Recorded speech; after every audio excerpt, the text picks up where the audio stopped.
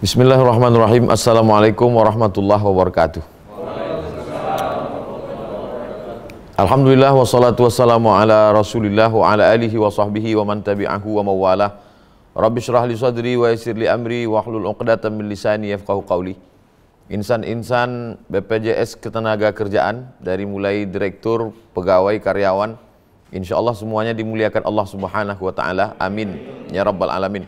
Pada kesempatan kali ini saya ucapkan banyak-banyak terima kasih diberikan suatu kesempatan yang amat sangat berharga untuk menjelaskan tema kita, pengelolaan konflik menurut perspektif Islam. Saya batasi pada 5 poin. Poin yang pertama, bahwa konflik itu suatu keniscayaan, suatu kemestian, atau bahasa agamanya disebut dengan sunnatullah. Jadi ada konflik yang besar dunia, dulu ada konflik antara blok barat, blok timur. Bisa kita lihat dalam surat Ar-Rum. Ghulibatir Rum, bangsa Rum, Rum itu Romawi. Bangsa Romawi dikalahkan blok barat oleh blok timur Persia. Dan itu berkelanjutan sampai pada masa era Presiden Soekarno, ada blok Soviet, ada blok Amerika. Lalu kemudian diperkecil lagi konflik dalam sebuah negara. Ada konflik antara masyarakat dengan pemerintah. Lalu kemudian diperkecil lagi ada konflik perusahaan, lalu kemudian kecil lagi ada konflik rumah, konflik antara orang tua dengan anak, pasangan dan lain sebagainya. Bahkan sesungguhnya di dalam diri kita itu sendiri pun ada konflik di dalam. Ada tarik menarik. Wa nafsi wa masawwaha, jiwa manusia, fa alhamaha fujuraha wa taqwaha. Allah berikan 2 jalan. Satu jalan fujur, jalan tidak baik, satu jalan takwa. Jadi terjadi konflik dalam diri kita. Subuh tadi sudah terjadi konflik.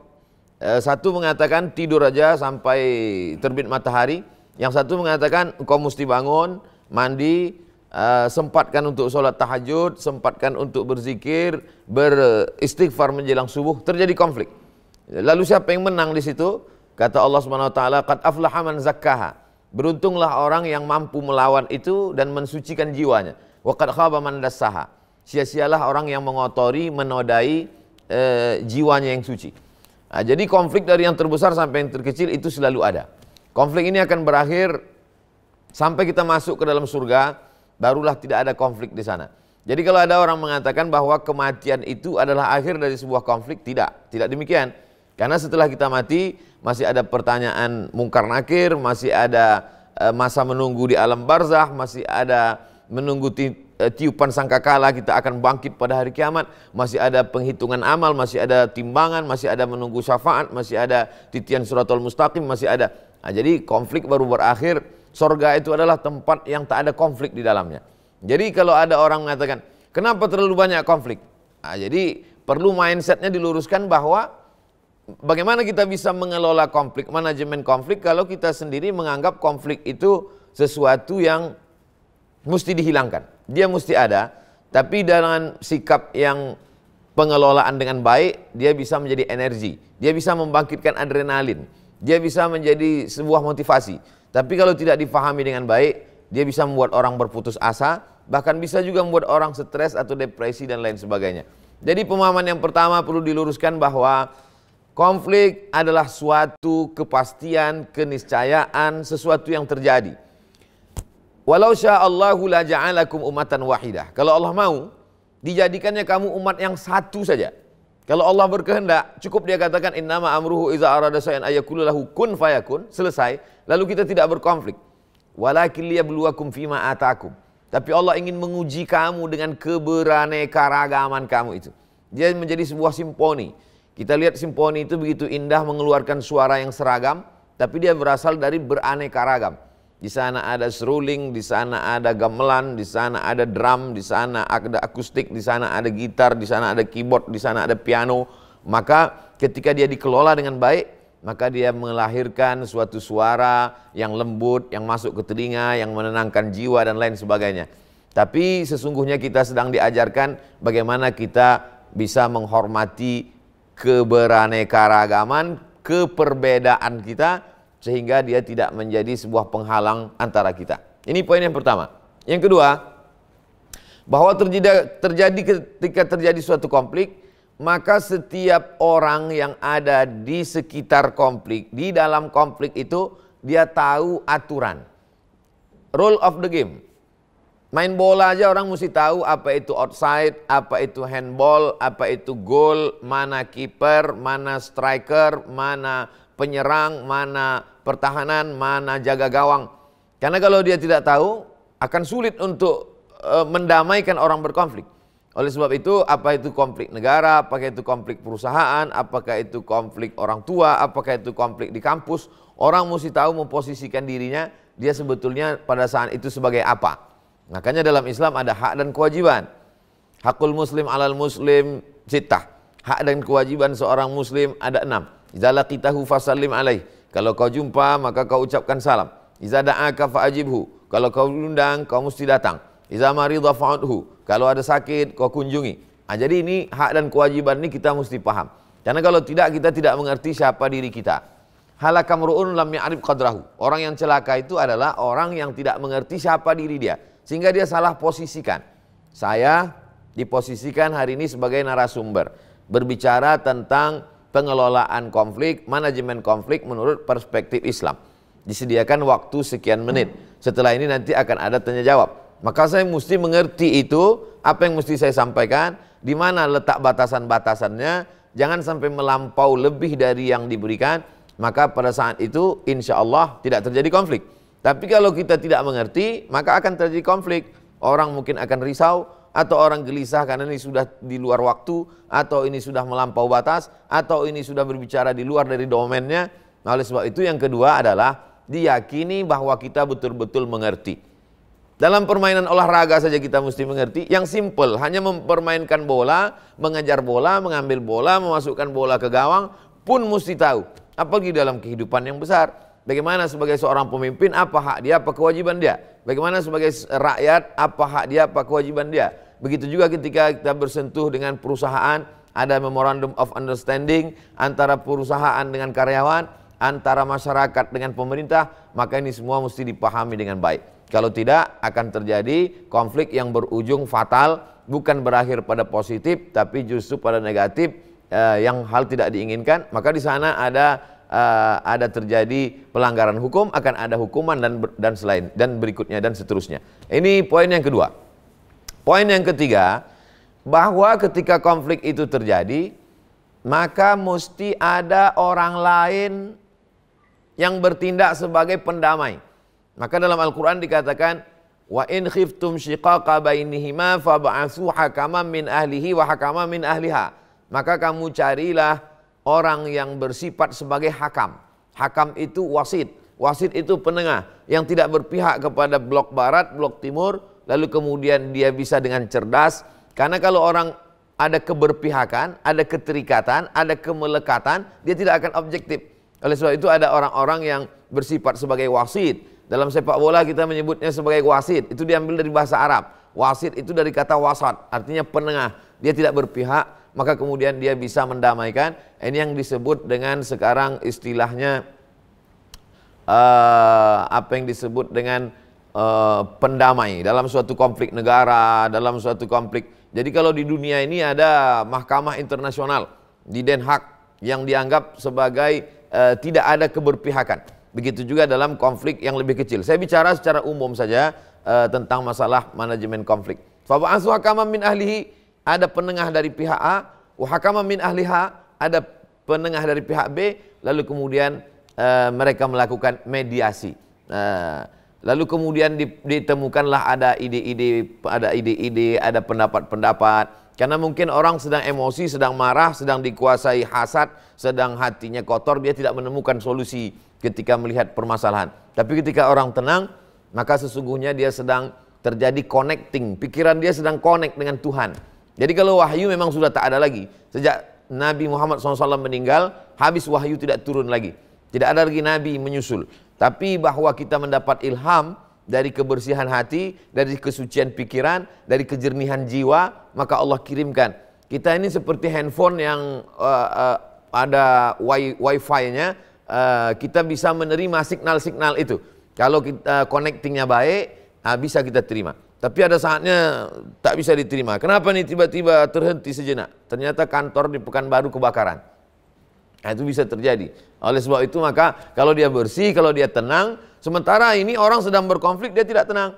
Karena di sana ada emosi yang bergejolak. Emosi marah itu dalam Islam dipahami sebagai darah di jantung yang mendidih. Jadi kalau darah di jantung itu mendidih, dia naik, maka dia akan bereaksi pada mata, pada wajah, pada tangan. Lalu kemudian kalau dia tertahan di dalam, tidak bisa dilampiaskan, dia akan berubah menjadi kesedihan berkemanjangan. Jadi manusia itu hanya dua saja. Yang pertama, dia akan meluapkannya menjadi sebuah kemarahan, atau dia simpan di dalam diam, lalu kemudian dia berakhir dengan stres, depresi, sakit hati, dan lain sebagainya, kesedihan berkepanjangan. Lalu Islam datang mengatakan, ini mesti diselesaikan. Apakah dengan cara dibawa ke pengadilan, apakah dengan cara didamaikan, apakah dengan cara, ini semua konflik-konflik itu mesti diakhiri. Tapi yang jelas bahwa orang mesti mengerti ini suatu keniscayaan, mesti suatu yang ada, sunnatullah. Yang kedua, dia mesti tahu bahwa aturan ini begini, lalu kemudian mesti ada orang yang bisa sebagai penengah, mediator, mediasi dijalankan. Lalu kemudian yang keempat, ada yang disebut dengan tanafus. Tanafus itu bersaing. Jadi ketika terjadi konflik, kita mesti lihat ini apa masalahnya. Ternyata dua orang yang punya suatu jurus, suatu cara untuk menyelesaikan suatu masalah, tapi sebenarnya terjadi tanafus, persaingan. Maka kita melihat mana yang bisa lebih cepat. Bisa kita lihat dalam ungkapan Nabi Sulaiman alaihissalam. Disebutkan Allah dalam Al-Quran ketika Nabi Sulaiman mengumpulkan bala tentaranya, Nabi Sulaiman berkata, ya ayyuhal mala'u, wahai pasukan bala tentaraku, ayyukum ya'tini bi arsyiha qabla an ya'tuni muslimin. Siapa di antara kalian yang bisa membawa singgasana Ratu Balqis sampai kemari dari Yaman ke Palestina sebelum Ratu Balqis sampai. Nah, jadi waktu itu terjadi konflik. Ini mengatakan punya jurus begini, ini mengatakan punya cara begini. Ini mesti diselesaikan. Maka di situ ada persaingan. Maka dalam persaingan ini siapa yang paling cepat, siapa yang paling efektif, siapa yang sanggup. Lalu kemudian berkatalah seorang, waqala ifritu minal jin. Ada dari kalangan jin berkata, ana atika bihi qabla an taquma min maqamik. Aku bisa membawa kursi Balqis datang kemari sebelum engkau tegak dari tempat dudukmu. Hai Sulaiman, sebelum kau berdiri dari tempat dudukmu, itu kursi Balqis dari Yaman sudah sampai kemari. Kata Nabi Sulaiman, ada tak yang lain yang punya jurus yang lebih hebat, lebih tepat, lebih cepat? Datang seorang laki-laki namanya Asif bin Balkhiyah. Kata dia, ana atika bihi qabla an yartadda ilaika tarfuk. Aku bisa mendatangkan singgasana kursi Balqis dari Yaman ke Palestina qabla an yartadda ilaika tarfuk, sebelum matamu berkedip. Nah, jadi dua orang ini menawarkan programnya, menawarkan cara, metode, mana yang lebih efektif. Ternyata Nabi Sulaiman lebih setuju tawaran yang kedua. Karena lebih cepat, lebih efektif. Pada saat itu selesailah konflik. Karena sesungguhnya konflik ini, ada karanya konflik itu konflik kontradiktif yang tak bisa didamaikan. Tapi ada konflik yang disebut dengan konflik dinamis. Dia justru adalah, di sana ada dinamisme, di sana ada dinamis. Dinamis bagaimana orang bisa punya pikiran yang lebih terbuka, lebih ke depan, lebih memberikan solusi, lebih menjanjikan. Maka pada saat itu, apa yang bisa lebih bermanfaat, itulah yang kita terima. Maka jika terjadi hal ini, yang tidak bisa itu adalah ketika terjadi konflik yang sifatnya kontradiktif, dua-duanya tidak bisa dipakai, maka saat itu mesti ada yang di-cut, ada yang dipotong, ada yang dibuang, ada yang diselesaikan. Karena kalau tidak, dia akan menjadi duri dalam daging, akan menjadi masalah. Yang terakhir, dalam Islam kita diajarkan bahwa ketika kita berijtihad, ijtihad adalah mengerahkan segenap kemampuan untuk menghasilkan sesuatu. Seorang pakar hukum, dia pakai semua dalil, Al-Quran, hadis, ijma', qiyas, syar'u man qablana, saddu zara'i, qaulu sahabi, istihsan, istishab, urf, lalu digodok di kepalanya, lahirlah sebuah hukum. Begitu juga manusia modern, berpikir dengan segenap kemampuannya sesuai dengan disiplin ilmunya masing-masing, lalu dia mengeluarkan sesuatu, bahwa ketika kita berijtihad, dalam ungkapan man kataba kitaban laqad arada aqlahu 'alan nas.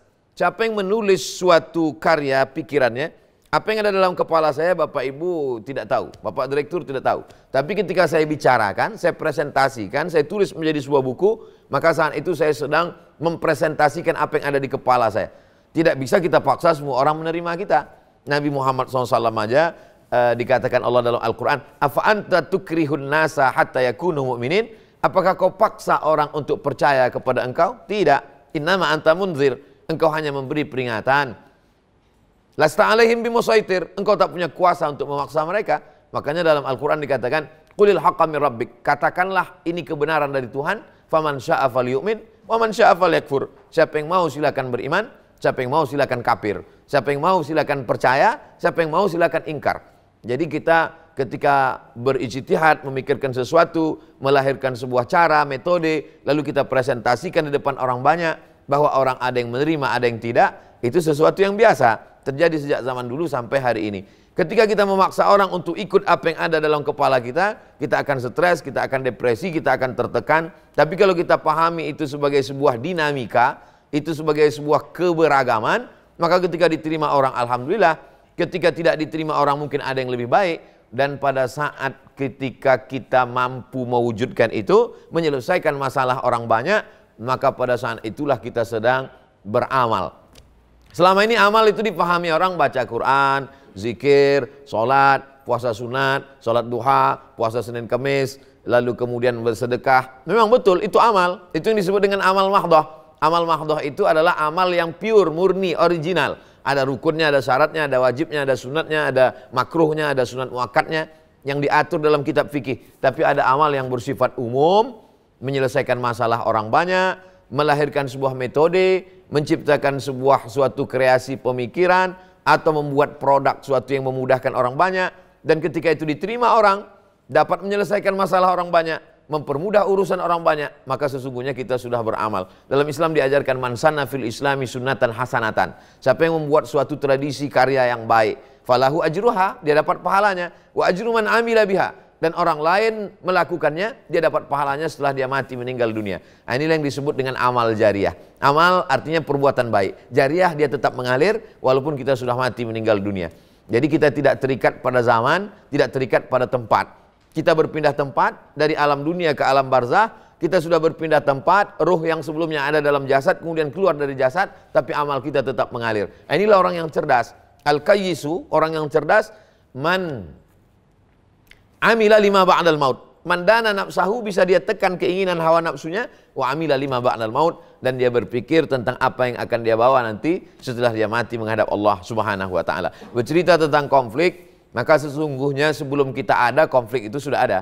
Sebelum kita ada, sebelum Abdul Somad dalam bentuk darah, daging, tulang, bulu, kuku, konflik itu sudah ada. Ketika Allah berkata, bahkan itu dibuat di awal-awal Al-Quran. Yang pertama kali Al-Fatihah, setelah Al-Fatihah ada Al-Baqarah. Di Al-Baqarah itu Allah bercerita tentang konflik. Apa kata Allah SWT? Inni ja'ilun fil ardi khalifah. Aku mau menjadikan manusia ini sebagai pemimpin di atas muka bumi. Lalu muncul konflik. Ada satu yang tidak setuju. Apa kata mereka? Ataj'alu fiha may yufsidu fiha wa yasfikud dima. Muncul konflik. Untuk apa lagi kau buat produk makhluk yang baru, sedangkan nanti mereka itu hanya akan membuat peperangan, perkelahian, menumpahkan darah, pembunuhan, caci maki, permusuhan, sumpah serapah. Muncul konflik. Lalu kemudian diredam Allah Ta'ala langsung. Apa kata Allah? Inni a'lamu ma la ta'lamun. Aku tahu, kalian tidak tahu.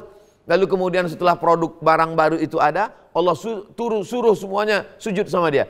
Wa ilquna lil malaikati, aku katakan kepada seluruh malaikat, usjudu li Adam, sujudlah kamu kepada Adam. Fasajadu, semuanya sujud, tak ada konflik. Tapi muncul konflik baru. Ada satu makhluk yang tak mau sujud. Apa? Dia tidak mau sujud. Wastakbara, dia merasa sombong, lebih besar, lebih hebat, lebih tinggi, lebih tua, lebih banyak amalnya. Untuk apa aku sujud kepada dia?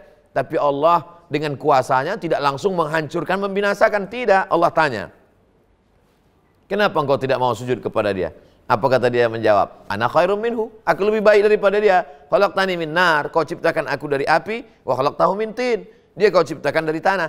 Sesungguhnya Allah kalau mau binasakan dia selesai. Tapi Allah Subhanahu wa taala mau memanage ini dengan sedemikian rupa, maka Allah katakan, "Ukhruj, keluar engkau dari surga, innaka minas saghirin." Kau kecil, kau tak ada apa-apanya. Apa kata dia? Aku akan keluar dari surga, tapi berikan aku kabulkan permohonanku satu, anzirni ila yaumi yub'atsun.